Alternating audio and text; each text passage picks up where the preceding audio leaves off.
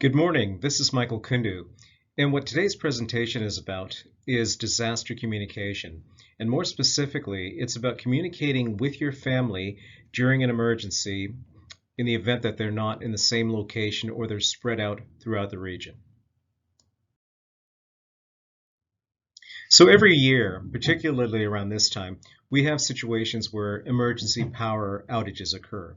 In some cases, the internet might be down as well, cell phones may not work, and the key thing here is to give yourself the opportunity to plan something with your family, ways that you can actually get together, communicate, or find each other when these events occur.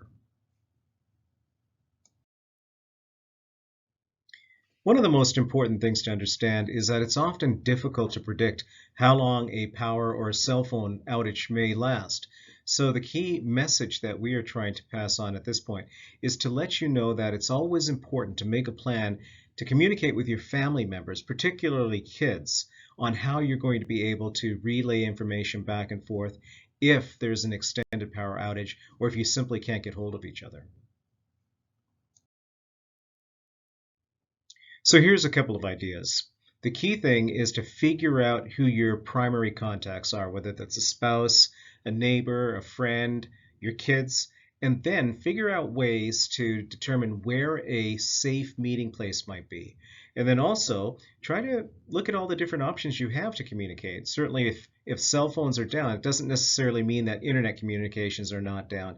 In some cases, landlines might still be available. So the important thing is to develop a plan, start a family communication plan, and train everybody on how to use it. One of the ironic things is that in today's information age society, many of us depend on our cell phones to automatically call our loved ones. How many of you actually know by heart what your kids' cell phone numbers are, or what the cell phone number is for a relative that might be out of the area? So that's an important message to remember too. Write things down the old-fashioned way so that you do have a backup.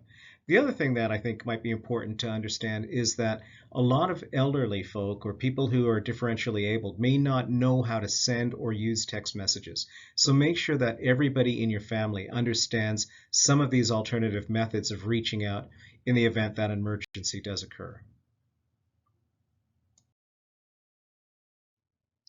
And again, since we don't know how long power outages or cell outages may last, it's important for us to preserve our battery life, to recognize ways that we can come up with alternative methods of communication, and realize that when something happens, a lot of people are going to be using emergency numbers. And so 911 may be completely inoperable. It might just simply be overloaded with folks. So use text messages. Sometimes they go through when voice messages don't, and think about alternatives.